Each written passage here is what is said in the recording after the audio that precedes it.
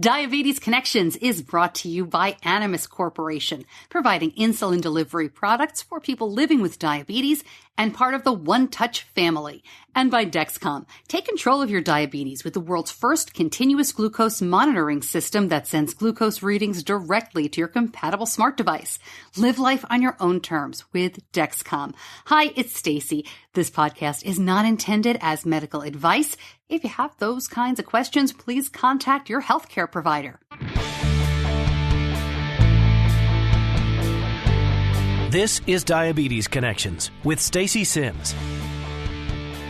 This week, he's traveled the world with type 1 diabetes, and now Jeremy Larsen is back in the U.S., touring U.S. parks and monuments. He wants us all to get over our fear of travel with diabetes. Fears are just something that happens because you don't know it yet. And when you actually do it, the fears always turn out to be unfounded. You know, I've been in rural Cambodia and run out of insulin and found it somehow. It's just, you always find a way. We'll hear that story about Cambodia, find out more about this trips to the U.S. parks, which is also a fundraiser for JDRF, and find out what does worry Jeremy when he travels. Plus, we have our own national parks story. I'll share a bit about a bad low in a beautiful place and a new way to get the podcast. It all starts now on Diabetes Connections.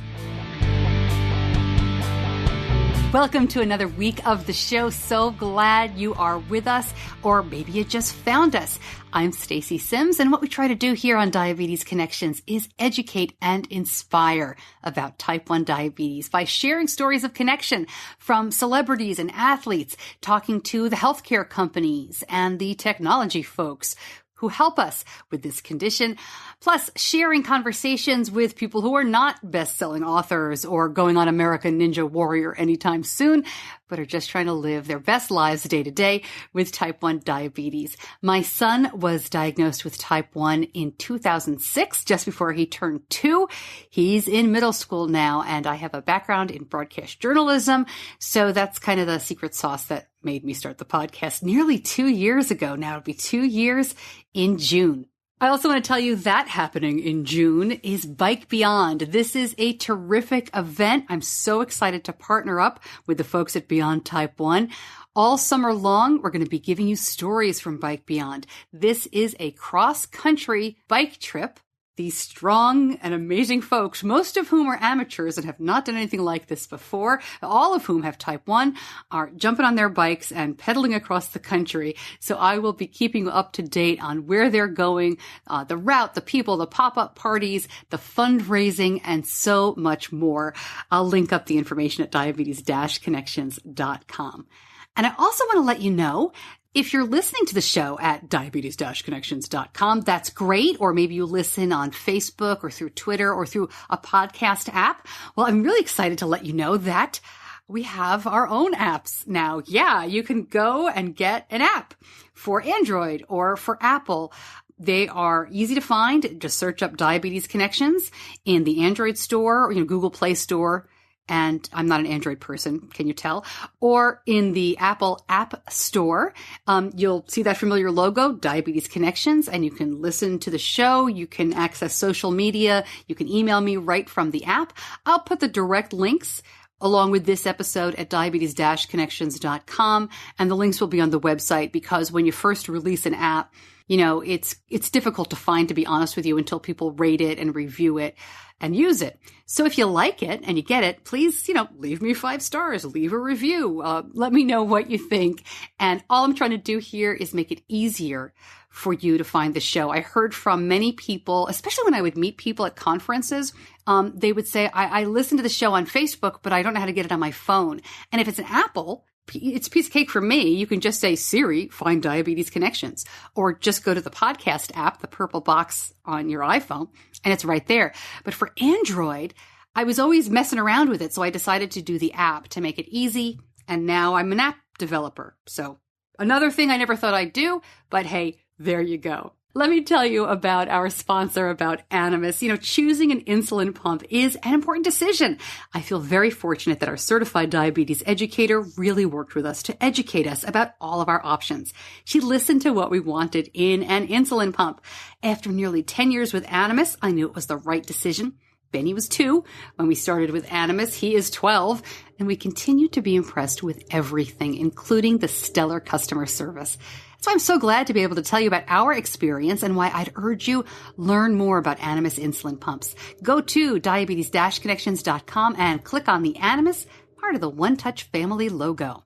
I first spoke to Jeremy Larsen, my guest this week, in the fall of 2015. He shares in that episode the story of how he came to, travel really around the world with type 1 diabetes and then live in Japan. And that's where he lives right now. He's from the U.S. He's from the Southeast, not far from me. But he's taking a few weeks right now to come back to the U.S. and hit the national parks. It's so fun to talk to him about how he sees the world and how he travels. We did a bus tour a couple of years ago as an extended family. It was my parents, my sister's family, and my family. So there were 10 of us, and there were 40 people on the bus tour, so we were a fourth of the whole tour. But it was great. It was Grand Canyon, Bryce Canyon, Zion National Parks. And I've spent a lot of time on the coasts, but I'm embarrassed to say almost, I haven't spent a lot of time in the national parks. I had never been out west. Been to the West Coast, been to California, but I've never been to the Grand Canyon. So it was an absolutely incredible trip. And I got to tell you, the mule ride we took through Bryce Canyon was the absolute highlight for me. It was incredible. But as diabetes goes, it has the ups and downs when you travel. It doesn't like to take a break. It really doesn't like to give you an easy time. So this was when Benny was about 8 years old. And he's this kind of kid, I don't know about you, there's always one kid in the family usually who's not crazy about taking pictures, and that's him. We go on these trips as extended family, and everybody wants to get everybody in the picture looking great, and every once in a while, he would pull a face or he would turn around. Kid. So we're at Sedona. And it's this beautiful background. Everybody's taking pictures, and my sister and her husband and me and my husband and my mom and dad. We've got all the great pictures. And then we try to take a picture of everybody. And Benny is not having it. And he wasn't just making a face. He was, and I don't mean making like a mean face. Kids make silly faces and get goofy. He was not into it. He was just being belligerent about it. So of course we got kind of mad at him, and my mom got kind of mad at him, and I was like, we're all together and this is a once in a lifetime, So of course you know where this is going. We finally check his blood sugar, and he was like 46 or something. So now everybody feels bad, and we're giving him juice, and so oh my gosh, it was just one of those things that I look at the pictures now, and we didn't retake the picture, we just moved on, and I look at those pictures and I'm like, oh, if we'd only treated him first. But just one of those lessons. When we go on trips like that, I will say that I tend to over prepare. Now, I don't mean for, a trip to grandma's house. I mean like a big trip, like going on a bus tour for 10 days out west. I have a few videos I've posted in the past about packing. I'll link those up. Those were before I had the podcast, so we'll see if they stand the test of time. But mostly it's all about being flexible and being prepared, in my opinion. What I do is I think about what can we not get where we are, right? If I'm at grandma's house in Florida, I can get insulin. I can get just about everything sent to me. Our meter broke once years ago before we were smart enough to bring an extra meter. The meter broke during a midnight check. I didn't have another one with me. Big mistake. But my husband found a 24-hour Walgreens. Ta-da, we were fine. So those kinds of things I don't worry about too much. Pump supplies are harder. But if you're in the U.S. and you have Facebook, you can generally find what you need. So I overpack still, but not to the extent I do when I'm somewhere where we can't access things. And I would say a bus tour out west qualifies if you're camping like Jeremy is. We went to the Galapagos last year over winter break this past December, which was, talk about a once in a lifetime. It was my parents' 50th wedding anniversary. But we were on a little boat for a week. That was a little bit different. So I definitely wanted to make sure I had what I needed and backups for what I thought I had. I don't get bent out of shape with no cell phone service, or not using Dexcom for a week. We just check more if that happens. I miss it. I love the Dexcom, don't get me wrong, but that doesn't really bother me. We did not have cell service on that little boat. One guy had a satellite phone, but I wasn't going to ask him to put the app on his phone. Can you do that on a satellite phone? Anyway, I love how Jeremy says, you'll hear it coming up, you're always challenged with diabetes. Why not get out and be challenged, right? You can be challenged in the living room. You can be challenged in the Galapagos or in the national parks. So I love his attitude. Speaking of Dexcom, we started using the Dexcom continuous glucose monitoring system 3 years ago. When Benny had turned 9, it was a whole new world. The Dexcom CGM system changed the way we looked at his type 1 diabetes. When you can see and track glucose levels on a screen, it's incredible, especially if you've relied only on finger sticks for a long time like we did. We went 7 years without a CGM. It becomes so much easier to spot trends and head off extreme highs and lows. The Dexcom G5 mobile continuous glucose monitoring system is the first FDA-approved device to let you make treatment decisions without pricking your finger. CGM-based treatment requires finger sticks for calibration, may result in hypoglycemia if calibration not performed or symptoms expectations do not match CGM readings. For more information, go to diabetes-connections.com and click on the Dexcom logo.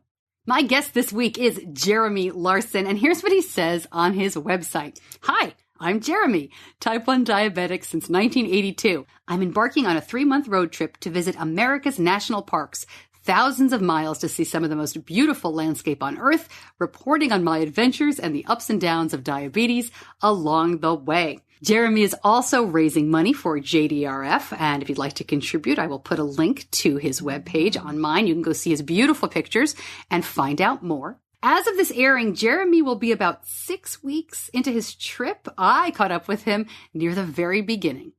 Jeremy, thanks for talking to me, taking some time out of your trip. When we last spoke, you were nowhere near the USA. Now you are all over the USA. Tell me where you came from to come here. Let's start there. Okay. We'll go back one more step. I am American and grew up in Georgia, but been living in Japan for several years. And from Japan, while not teaching English there, I've been traveling around the world doing big trips in other parts of Asia or in Europe. And I thought, why don't I do a big trip around America? Because I haven't really seen a lot of America. Some of it I have, some of it I haven't. So I came all the way from Japan back to my home country to travel here. And you're from the Southeast, right? Did you go there, though, or did you jump right in on this national parks trip? No, this national parks trip is a big road trip, and it started in California for various technical reasons, and mostly to do with the fact that I had to rent a car. Renting a car seems to be much cheaper in Los Angeles than anywhere else I found, and it was cheaper to fly there from Japan. Sure. Okay, so why the American national parks? I mean, what a great trip. It's got to be spectacular. But when you looked at the map and you thought about a road trip, why that? Well, it wasn't that I looked at a map and thought of a road trip. What happened was about 3 years ago, I went to Hawaii for about 5 days, the Big Island in Hawaii, and I rented a car there and drove around and happened to go through Hawaii Volcanoes National Park. And after I got back to Japan, I was thinking, wait a minute, national parks. I've been to a few national parks. I'd been to Grand Canyon and Death Valley and things like that. But I started looking into them more, and there's a lot more than I realized. Not a huge amount, but a lot more. And I thought, what about a trip to see all? So that's where the idea started. It was actually going to Hawaii first. And then I love road trips anyway, and I haven't been on one in probably 20 years. So that's where it came from. I thought, why don't I go around, see all that I can in a single road trip, which is pretty much encompasses the entire 48 states. Wow. How long are you giving yourself to do this?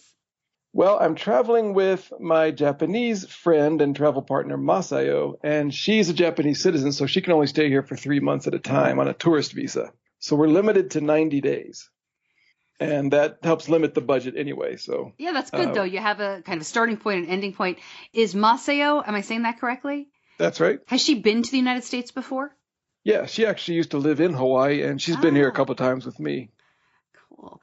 All right. So when you looked at the national parks, have you mapped it all out in advance? Are you kind of going where the wind blows? How does it work? It's not really mapped out in advance because you never know. The whole trip was originally going to begin in Georgia. I was going to fly there. We were going to visit my family and then start from there. Then turned out the rent-a-car thing turned out to make it different. So I had a route mapped out then that it wasn't really important if we stuck to that exactly, but it would have gotten us to the national parks. And a lot of them are really close together, like in Utah and Colorado, and you don't exactly know how you're going to do it. When should I break off and go up to Minnesota or Montana? Should I do that first? Should I do that last? Should I do it in the middle? You don't really know. So I have a basic general idea, but not really. I know I won't get to all the national parks in the 48 states. Almost certain, because there's one way up in Maine, there's 3 down in Florida. It's just a little bit too far. Do you know how many national parks there are? I probably should have looked into that. I believe there are 59 total American national parks, but some of them are in Alaska and Hawaii. One's in the U.S. Virgin Islands. One's in Samoa. In the 48 states, I think there's about 47 or 48, and most of them are out west. Most states don't have a national park. And I saw on your blog or on your website that you were talking about monuments as well. Is that something you're trying to include too? Man. Well, that's one of the big developments of the trip so far. There's the National Park Service oversees 400 or 500 or something different sites, different things. Some of them are national parks, some are national monuments, some are national forests or national historic sites, national seashores. There's all these things. So I thought, well, just to pare it down, I'll stick with national parks.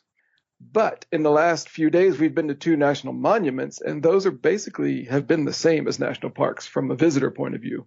So I'm not quite sure what the difference in the designation is, but if there's one on the way, national parks is still the main point. But if there's a cool national monument on the way, then we'll stop there. So let's talk a little bit about diabetes before we talk more park. Yes. What's your routine? When we last spoke, you were MDI, you were using shots. Is that still how you do it? And how difficult or easy has it been for this trip?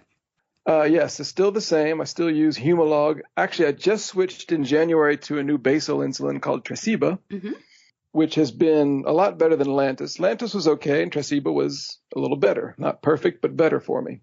And I switched from the nighttime to the morning for that. And it took about a month to adjust to it and get the dosage right and the timing right. But yeah, it's still MDI and just no CGM. I got a brand new glucose meter called One Drop, which is really easy to travel with. Oh, yeah, I've seen that. And so, yeah, it's really nice. So I'm going to jump in and interrupt my question and interrupt you. So you switched to the new basal insulin in Japan?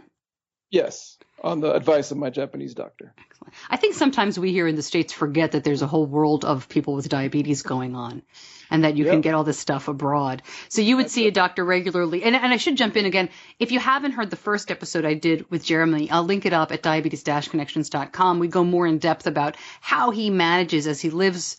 I mean, really, you've lived in so many different places, and it hasn't seemed like getting insulin or getting access has been an issue. And I'm sure in Japan it's not one at all.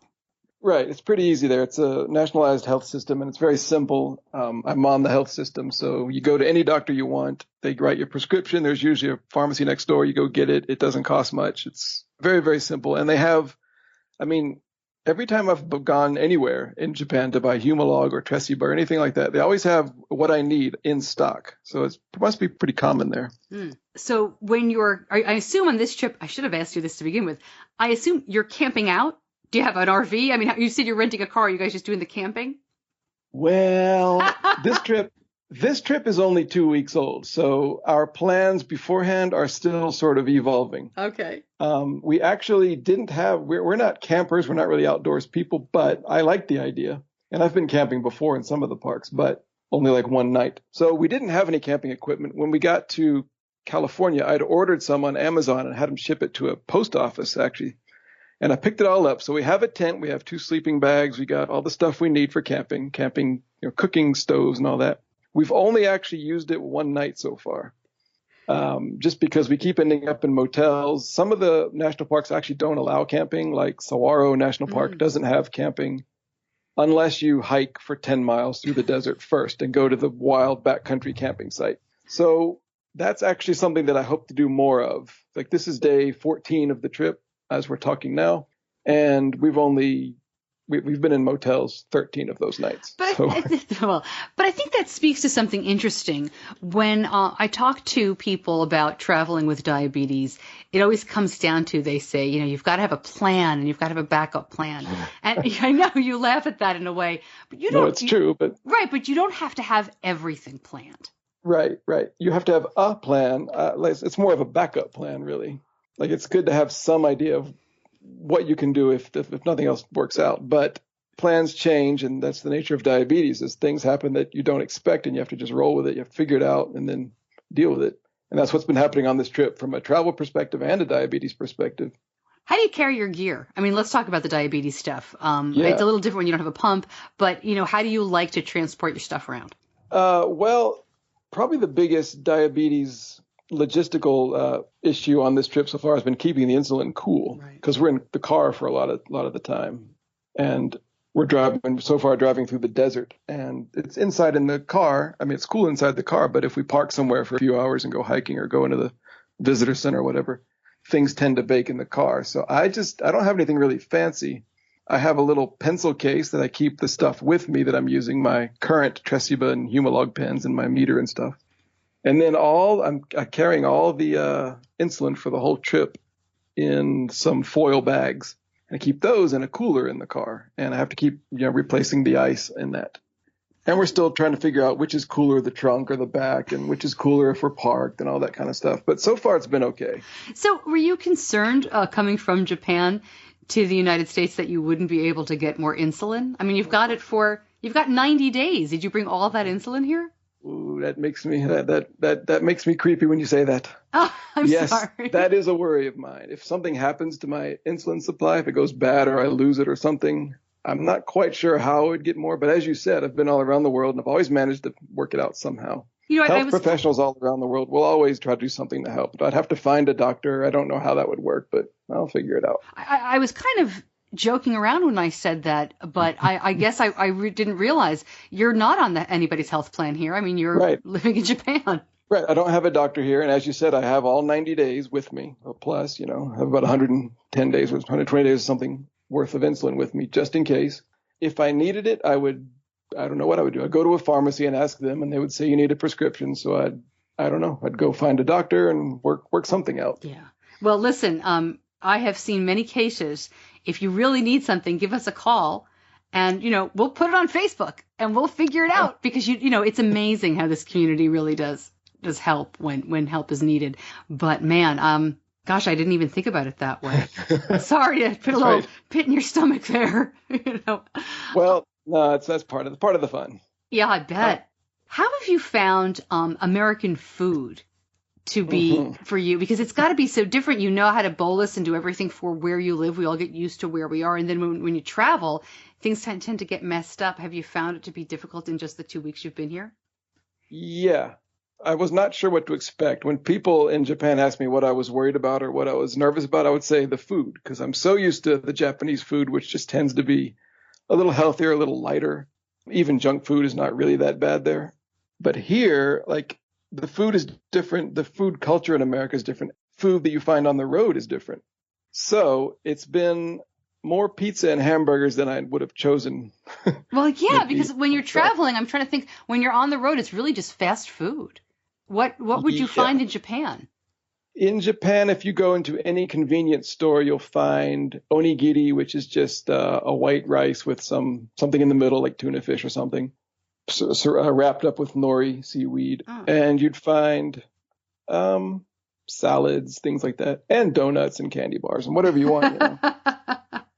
But there would be healthy options. There'd be fresh fruit maybe, and that's not necessarily the case in America. No. But it's been like I try to avoid a lot of French fries. I don't mind hamburgers so much. There's Subway sandwiches, which are pretty good.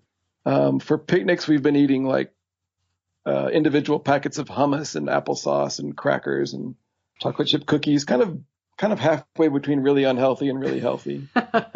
When we travel, and we travel quite a bit, when we're in the car, we have found, I don't know if this is an East Coast thing or a Southeast thing, but there's a convenience store called QT. It's a gas station convenience store. They've actually got pretty okay grab-and-go food, like sandwiches and grapes and apples and things like that, that's right. Portioned out. I do miss QT. Yeah, so that's not too bad. We actually saw one a couple days ago. We saw a QT out here. Wow. We've only seen one. We've driven so far from California, about halfway across the country to New Mexico. Wow. Yeah. You also get, as you said, the donuts and the candy there, but that's not a bad pit stop if you've got to do that, if you've got to eat on the road. We go to grocery stores a lot. We tend to, like, our breakfast food is usually free breakfasts in hotels or motels, which is usually cereal or waffles or something, or eggs and sausage. It's not that bad. But then, lunch is usually some kind of picnic thing. And then dinner is either a hamburger or a lot of Mexican food around here or something like that. Wow. So you're doing this as well as a travel adventure for yourself and for your friend to raise money for JDRF. How's that going? Yes, that's going better than I expected, actually. I really like the idea of doing something interesting or crazy or weird that gets attention and then drawing attention to some, other issue. So, people who want to help the JDRF, and I've donated to the JDRF myself, I really like it. They, research diabetes cures. It's all type 1 research for diabetes cures or for maintenance, new ways of maintaining or dealing with diabetes. And I really liked what they do. And so, if you go to my website, 70-130.com, there'll be donate links there. And you can just donate directly to the JDRF in honor of this trip. Before I go further with that, explain, if you could, the 70-130. Yes. My website is called 70-130.com because the American Diabetes Association says that 70 to 130 is the target range of preprandial blood sugars. So it's kind of just a goal. It's an idea. 70-130.com. Just, I don't know, I like it. Rolls off the tongue, and it helps me remember what my goal is, although I'm quite often not within that range. Yeah. So have you raised money for JDRF before? I mean, have you done walks and things like that? Or is this something that just... No, I haven't. I've seen it done. I've seen people do it. I've never joined anything like that. So I started looking around. I was going to do this trip anyway, and I thought, well, I want to have some bigger, more social and more, beneficial component to it. So I started looking at JDRF, and I thought, was it a trip like this? Does that even make sense with their system? And of course, they'll take donations any way they can get them, as you would imagine. So I looked around. They said, if you're doing anything that you think is cool and that you could raise money with it for JDRF, go ahead, go for it. So I just set up a page there, set up a donation page, and so far so good. Yeah, we walk for them, but not through the desert. So I salute you. That's wonderful. We're working up to that. We're not there yet. What have you seen so far that has stood out to you? It's such a beautiful part of the country. Yeah, it is. I've driven across the country 3 or 4 times in the past, but it's always been like a 1 week or a 2 week trip, and it's been pretty fast on interstates. This trip, I'm trying to avoid interstates wherever possible, which is actually not that easy sometimes in like the Southwest because there's only interstates sometimes. But taking all small roads, smaller highways. Probably the most amazing thing we've seen personally for me has been the giant cactuses here, or cacti. Like we went to Saguaro National Park with the big roadrunner cactuses, Oh, wow. And they're really like that. The cartoon is not an exaggeration. They're these gigantic things. And everybody's seen pictures and you've maybe seen video. Doesn't prepare you for actually seeing them up close. But also the night we were camping was really, really nice. It was way towards the Mexican border in a place called Organ Pipe Cactus National Monument. And it was really quiet and really, really beautiful. And just there was zillions of stars overhead. There was a gigantic cactus right next to our campsite, which we could see sort of silhouetted against the night sky. Oh, wow. It was so easy to go there. It was, you just set up your camp. It's very simple. And it's all out there. Just people have to go see it. And you do have some beautiful pictures. I'm clicking through the website right now. I'll make sure to link it up at diabetes-connections.com. I'm sure you're going to be posting more as you go, but there's already a bunch of great pictures on here already. Wow. So when thank you. Oh, you're welcome. Thanks for posting them. We have been to a few national parks, and what I like to do is go into I guess it's like the gift shop and welcome center usually, where you can meet people and talk about. Have you done that? Are you doing that kind of everywhere you go, or just occasionally just to check in? I have a follow up to that, so I'll let you answer that first. Mm-hmm. Yeah. We definitely the first thing we do in each park is stop by the visitor center because we are collecting postcards of each place as we go, and the little rubber stamps, you stamp the date on the postcard. We're mailing that back to ourselves in Japan just for souvenirs. And we're also collecting little tokens from each place. So you buy a little token for, how much is the token? $1? About $1 each. So we buy those. We got a little pamphlet. We put them all in. We bought the little booklet and stuff. Yeah, that was my question was, are you collecting anything? Because that's always fun. That's great. And I'm personally collecting the maps of each place, a little free brochure they give you. Mm-hmm. So yes, we're definitely, like, when you stop by the visitor center and you buy anything, or when you pay the fee to get in, all that money goes to park maintenance and everything like that. So it's really good. We're not real materialistic people generally, but we do like stopping by the gift shops, which is sort of unusual for us, but it helps the park, and it's fun to collect these tokens and postcards and stuff. So, yeah, and the rangers are really nice. We always talk to the rangers. We ask them questions. They're very, very helpful. They're very generous. Oh, they're very knowledgeable. I mean, when we've been, and we've only been to a couple, the kids got a book, they get that stamped, and we bought a little token magnet in each park. Yeah. So it's great to have a little something. You don't need to buy the place out, but it's wonderful to have that kind of souvenir, because they really are. They're such different places. Have you told any of the guides? I mean, have you had a conversation with them that you're an American, but you're really living in Japan right now? No, it hasn't gone that far yet. Okay. I thought you were going to ask if I had any conversations about being diabetic. And I'll ask that too. But yeah, well, not yet, but probably when we do, I want to do some actual hiking and camping, not just camping next to the car eventually.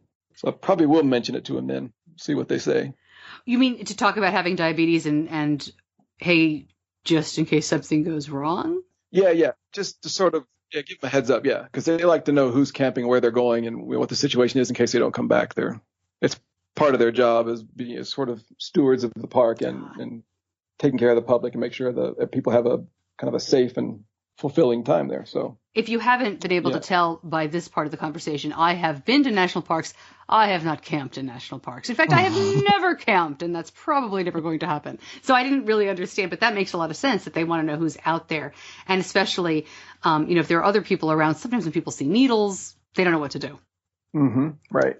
So when you were preparing for this trip, you said you were kind of worried about the food. When was the last time you traveled through the U.S.? The most I've done recently has been Georgia and family in Florida. And usually when I visit the U.S., we will drive from one to the other, or a round trip there to see everybody. So it's usually about maybe a 10-hour drive. Sometimes we take small roads, and sometimes we do an overnight halfway between. But that's basically it. And when was the last time before that? Probably about 2 years or a year and a half before that. After my Europe trip, I was in Europe for about 4 months a couple years ago. And after that, after Norway, we actually flew to America and basically did the same thing, just hung around Georgia and Florida for about a month. I don't know if you can answer this, but which airports are more difficult with type 1? Are there any that are notorious, or you're just like, oh, I don't want to go through that one? Or for the most part, are they all pretty much the same? For security, you mean? Yeah. I don't think I've ever had any problem at all. I mean, this trip, I have this very mysterious looking bunch of insulin pens separated into 2 foil bags and all these bizarre looking things, and nobody ever says anything. I mean, they scan them, they're all carry-ons, but they never say anything. So all the airports I've been in, I don't think I've ever had any problem. No one's ever even asked me about it. I'm trying to think. You told me a story when we talked last year about an issue. I think it was maybe on a train. Mm-hmm. Is that the only time? Can you tell that again? Yeah. I was on a train going from Sweden to Norway about 20 years ago, and I had all my sharps and stuff in a Coke bottle, and there was some Coke bottle. There was a little bit of like a Diet Coke bottle. There was a little bit of Diet Coke floating in the bottom, and it mixed with the blood and water or whatever else I had in there. It was a really disgusting looking thing I had in a pocket of my suitcase, and the lady came by to check our passports when we crossed the border, and she got that out of my bag, and she just looked at it, and then she gave it back to me as if it were normal. Oh, my gosh. Very bizarre to me. I thought, what's she going to say? I knew it would be okay because I'd say I was diabetic, and everybody there speaks English, but she didn't even ask. She was like, yeah, that's pretty disgusting. Here you are, sir. Carry on. Whatever. Wow. I just love talking about things like that because it seems as though diabetes is not something that stops you from going anywhere. Have you ever had second thoughts of taking it any place? I mean, taking you to any place? Well, I have the general fears that a lot of people have, and that's kind of the third component of this trip. Like the first component is it's just fun, and I want to do it, and I want to see the national parks. The second is I want to use this to raise money for JDRF and raise awareness about type 1 diabetes research and a cure. And the third one is I want to tell people that fears are just something that happens because you don't know it yet. And when you actually do it, the fears always turn out to be unfounded. I've been in rural Cambodia and run out of insulin and found it somehow. It's just, you always find a way. You don't know you don't know how you're going to do it. There's no planning for it. But like, this trip has made me nervous, mostly about the food and about keeping insulin safe and or keeping it cool. Right. And about finding new insulin if I need it or anything like that. And whatever happens, if there's any problem, I'll figure it out. People always figure it out. So diabetics especially have reason to worry, it seems, but you can't let it worry you. You have to just keep getting out and doing it anyway. What makes you travel so much? I mean, when you started this, I believe it was because you started having an international teaching job. I mean, take us back a little bit if you could explain, but I mean, what keeps you going? I'm the kind of person that looks at a map and sees something that I don't know what it is, or I see some strange place name and I go, what's that like? And it's like, a lot of people travel because they want a break. So they go to a resort in the Caribbean or wherever. And that's one thing. That's fine. That's relaxing and getting away from your life. But just finding new things and new ways to test yourself. Like, I think this is especially good for diabetics because diabetics are already used to being tested all the time. Every day you get tested, even when you don't want to be. All these bizarre things come at you and blood sugar jumps up and down. You don't know why. And then you have to try to figure it out. And you think you figured it out, but not quite. And then you do figure it out or whatever. Traveling is a lot like that. And I just get curious about things. Like, I'm sitting in Japan and I'm teaching and everything's going along fine, but it's kind of my regular life and it's okay. But then I started looking at these maps of the national parks in America and I was like, well, what is that place like? I'm not ever disappointed by a place I go to because I'm just curious, what is it like? I don't expect it to be anyway. I'm just curious. And so it's just a curiosity about things I don't know that keeps driving me forward. And also the challenge of being tested. Because when you really travel, you really don't know what's going to happen. And problems come up or situations arise that you never would have dreamed of, and you have to find your way out of it. Just like diabetes. Like, diabetes does that all the time to everybody that has diabetes all day. Travel's kind of the same. It just, I don't know, suits my personality. I think it's really something nourishing and kind of revealing about travel. How did you get insulin that day in Cambodia? Can you tell us that story? Where was I? I have to think back. All these stories are jumbled in my head. Actually, I had enough to get me to the capital city, which we were going to very soon. So we got to the capital city and I went to a pharmacy there. I don't know. Oh, I had a guidebook that said they had insulin at this one hospital. So we got a tuk-tuk, this little local transportation, to the hospital. We went and found this office and I said, I am diabetic. Can I get some insulin? And they said, well, no, we don't sell insulin here. You have to go to a pharmacy. So I don't know what the guidebook was talking about. So he wrote an address on a piece of paper and said, give this to a tuk-tuk driver. So I went back outside, found a tuk-tuk driver, said, take me to this address. And it was this pharmacy in town. And I remember that this was August 31st because we got to the pharmacy. They had a lot of good stuff. They had the kind of insulin I used in a cooler I could see. So I pointed it out and the guy came and he handed it to me. And I looked at it and it said expiring August 31st. So I showed him the insulin. I said, this stuff expires today.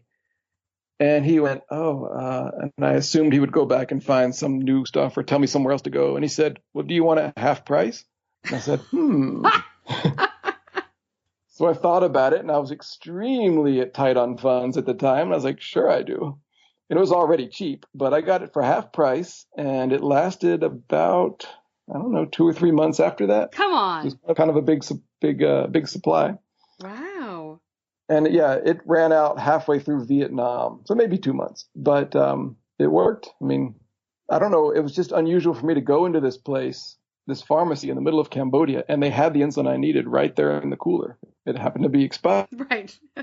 But it wasn't really expiring. I'm sure I could have found fresh stuff, but. That's wild. Yeah, that's right. I'm glad it worked out. Well, see, if you can find it in Cambodia, you could probably find it not too far from, Bryce Canyon. Yeah. I hope you don't have to, though. I could find it in Tucson or something. Right. No, I hope you don't have to. Is there any stop along the way for this trip that you are particularly looking forward to? I mean, I know you're kind of not sure what order you're going to go in or where you're going to end up, but are there one or two things that are must do for you? Well, there are a lot of things, especially places I've been that I didn't see properly. Like I went to the Grand Canyon several years ago and I only was there for about half an hour. I just looked inside and then left. I don't know why, but I want to see that more properly. I'm looking forward to is Glacier National Park. There's this one special road in Glacier National Park called Going to the Sun Road.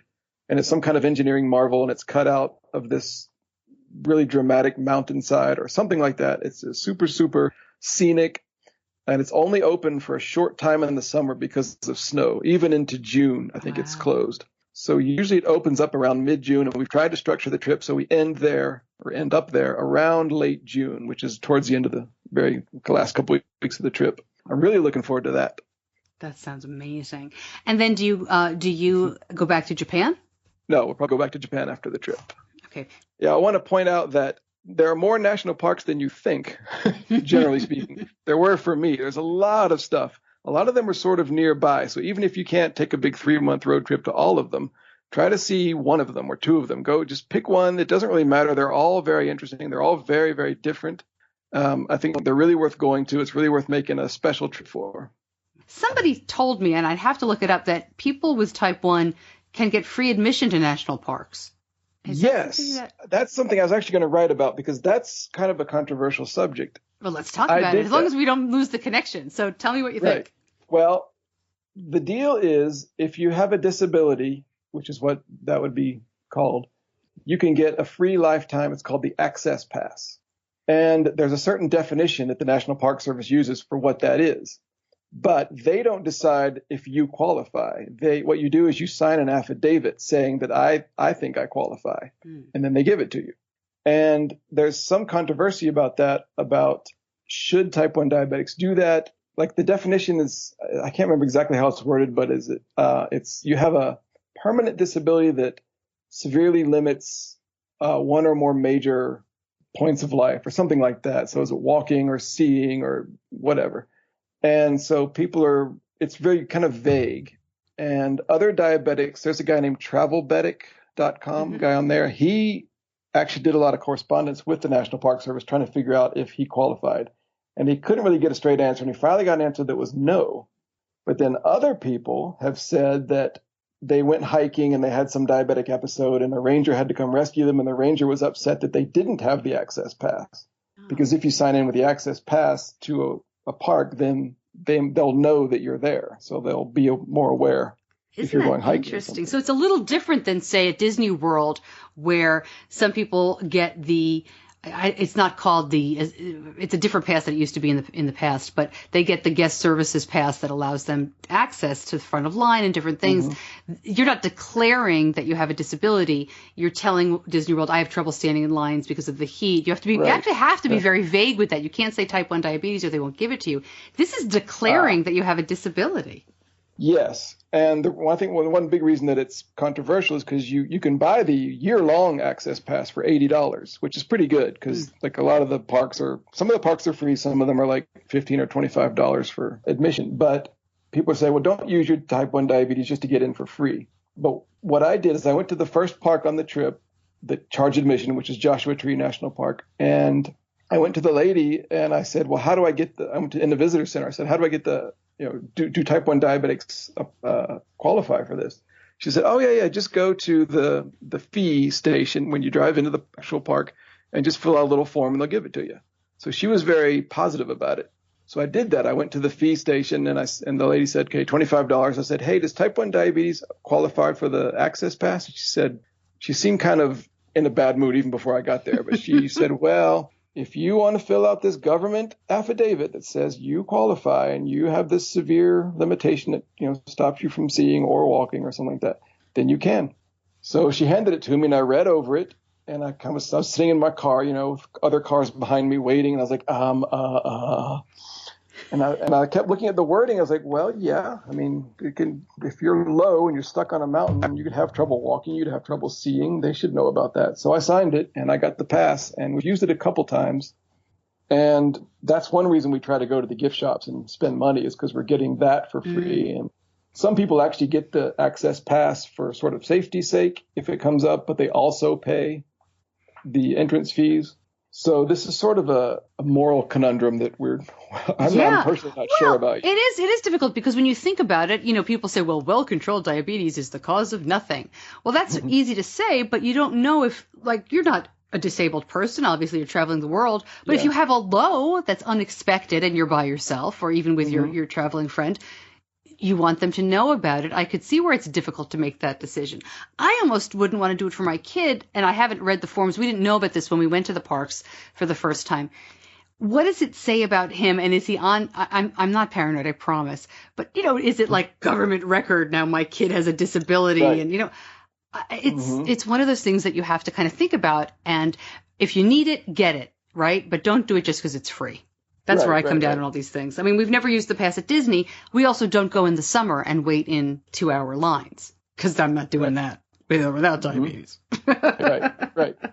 Yeah, and $80 is really not. That's an excellent deal for a year-long pass. Oh, You get it. We would get into every single park on this road trip for $80, which is like nothing over 3 months. That's wonderful. So it's not really about saving money, but apparently there have been other people besides me, type 1 diabetics, who do get the pass. And apparently some rangers in some parks actually prefer you have it. I could see why. I assume by the end of this trip, I'll know more about that. Something will have come up and I will have actually gotten into conversations with rangers about it. And I'll probably have a better handle on that as we continue. Yeah, well, we'll check back in about it. It's a really interesting issue, and it's good to know if you are traveling to the parks that there's the pass and that the rangers, regardless of the pass, like to know, and they like to help. That's great. Yeah, right. You talk a lot about inspiring people with diabetes to travel, to get over their fear. Have you talked to people about that? What do you say to them if they say, look, I'm just nervous. What if my pump fails? What if I'm too far? It's not worth it. Is there something that you can, is there some way you can tell them that it is? I do hear that a lot. People say, well, I'm going to China, I'm going to wherever, and I'm nervous about this, I'm nervous about that. I just tell them my experiences, and I tell them I don't know the details. Like a lot of times people want to know details about, well, how much does insulin cost? Or can I get this kind of insulin in this town in China? And I don't know it. You'll have to figure it out yourself because it's not going to be that hard to figure out. So I try to assuage people's fears by just telling them, don't worry, you'll be able to find it somehow. Whatever you need to do, you'll figure out how to do that thing, and you'll find that it's really not that hard. Do you think you're just going to keep on traveling? I mean, there's no end to this for you, is there? You're not saying, if I see this, then I'm done. Well, if I drive around America for 3 months, there's going to be a huge list of stuff I will have seen and a much longer list of stuff that I didn't have time to see. And that's true all over the world. I mean, I was in China for 3 months, and there was so much I didn't see. And I would love to go back and spend, you could spend 10 years in anywhere, in any state in America. You could spend 10 years there and not really understand it all. And I've never been to Africa. I've never been to Central Asia. I've never been to South America. I suppose there is some stopping point for me, but it might be 4,000 or 5,000 years into the future after I've seen everything. So I like the way I think. I don't know. For now, it's still good. Wonderful. Well, thanks for letting us kind of come along with you on this trip. I'll link up again the website with the pictures, and we wish you all the best. I hope you have fantastic travels, and keep us posted. Yes, thank you. I will. I am able to stop every few days and update the website with the latest adventures. So please come by the website, 7130.com, and see what the latest is. We'll check it out. And there's that beautiful, very easy to see. The donate button is there if you want to contribute to JDRF through Jeremy's Adventures. That's there. Jeremy, thanks again for talking to us. Okay, thank you very much.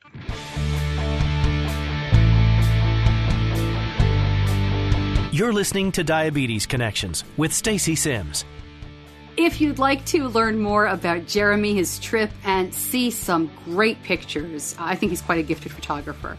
You can go to diabetes-connections.com and click on his website and just check it out. You can also learn more about donating to his fundraiser for JDRF as this trip continues, and learn more about his living around the world. Pretty amazing stuff.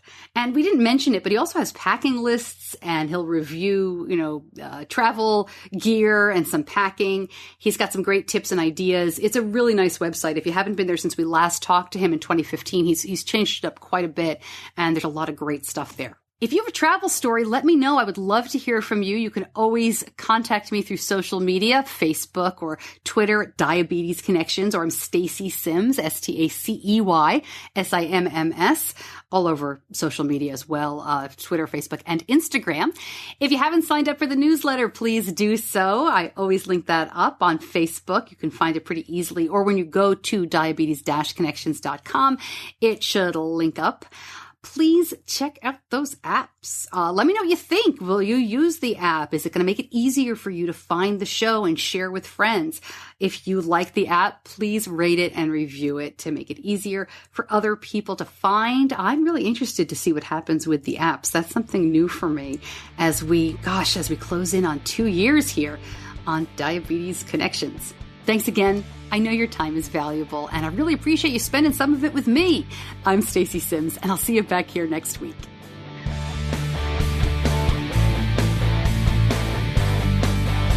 Diabetes Connections is a production of Stacey Sims Media. All rights reserved, all wrongs avenged.